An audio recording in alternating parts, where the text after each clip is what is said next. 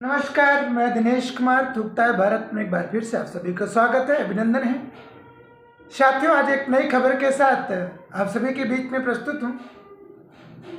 साथियों, बहन कुमारी मायावती काफ़ी लंबे समय से इंडिया गठबंधन में शामिल होने के लिए आमंत्रित थी, लेकिन किन्हीं कारणों की वजह से उनका इंडिया गठबंधन में शामिल की जो प्रक्रिया थी वो पूरी नहीं हो पा रही थी। लेकिन अभी फिलहाल जैसे जैसे दिन नज़दीक आ रहे हैं वैसे वैसे बहन कुमारी मायावती का इंडिया गठबंधन में शामिल होना लगभग तय हो चुका है। साथियों, इंडिया गठबंधन में शामिल होने के लिए स्वामी प्रसाद मौर्य जी ने पहले ही सशर्त ऐलान कर चुके हैं कि हम बिना किसी शर्त के इंडिया महागठबंधन को हम समर्थन देंगे। साथियों, बहन कुमारी मायावती को लेकर के स्वामी प्रसाद मौर्य जी का हमेशा एक सार्थक रुख रहता है। वो स्वामी प्रसाद मौर्य जी कहते हैं कि अगर बहन कुमारी मायावती जी इंडिया गठबंधन में शामिल होती हैं तो वो ये बहुत बड़ी बात होगी इंडिया महागठबंधन के लिए, क्योंकि स्वामी प्रसाद मौर्य का जो बयान होता है वो बड़े ही मायने रखते हैं। साथियों, इंडिया महागठबंधन के बहुत से सारे साथी निकल करके एनडीए का महागठबंधन के साथी बन चुके हैं।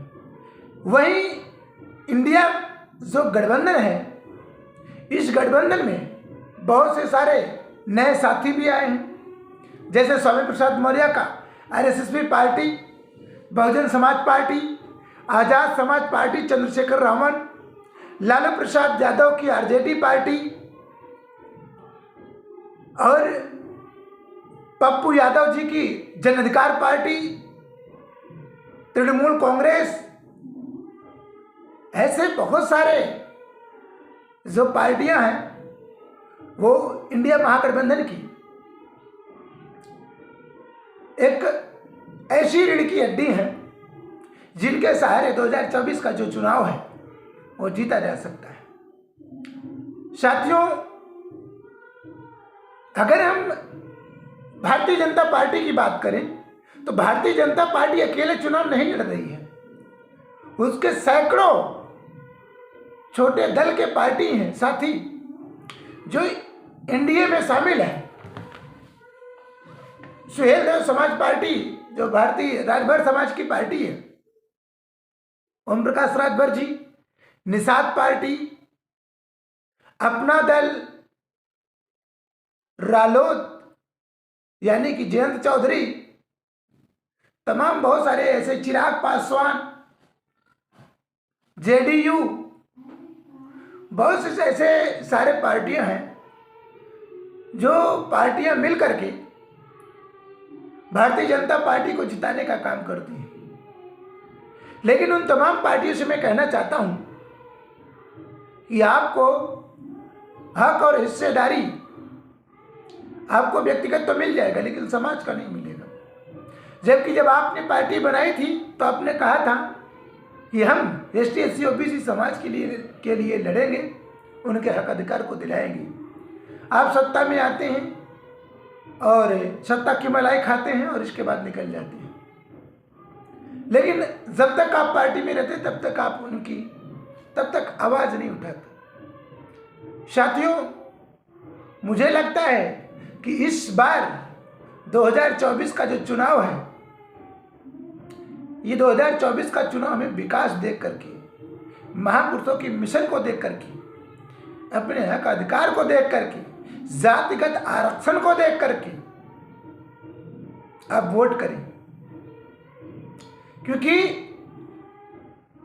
आप एक बार वोट देते हैं मंदिर और मस्जिद के नाम पे, लेकिन फिर 5 साल ना आपको मंदिर दिखेगा ना मस्जिद दिखेगा, ना ही उससे कोई आपको लाभ होता है।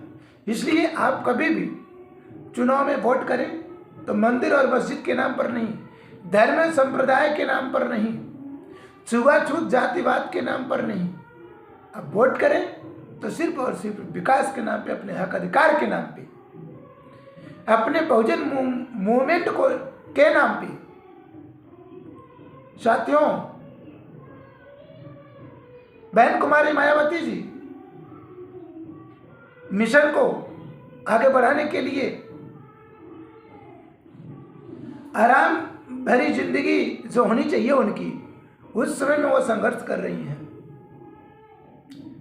माननीय चंद्रशेखर आजाद रावण जी भी मेहनत कर रहे हैं, आवाज उठा रहे लोगों की घरों से निकल करके। तो हम सभी को घरों से निकलना चाहिए, तमाम एसटी एससी ओबीसी समाज को भी निकलना चाहिए। और जो महापुरुषों की मिशन को समझते हैं, मानवता को समझते हैं, इंसानियत को समझते हैं, मुझे लगता है कि उन सभी को भी इंडिया महागठबंधन में आना चाहिए। और एक बार देश की जो प्रधानमंत्री है सीट, उसे बदलनी चाहिए, उस पर एक बार फिर से किसी एसटी एससी समाज को बैठाना चाहिए, मुझे ऐसा लगता है। अभी तक देश की कोई भी महिला दलित प्रधानमंत्री नहीं बनी, तो मुझे लगता है कि उस पर भी विचार विमर्श करना चाहिए।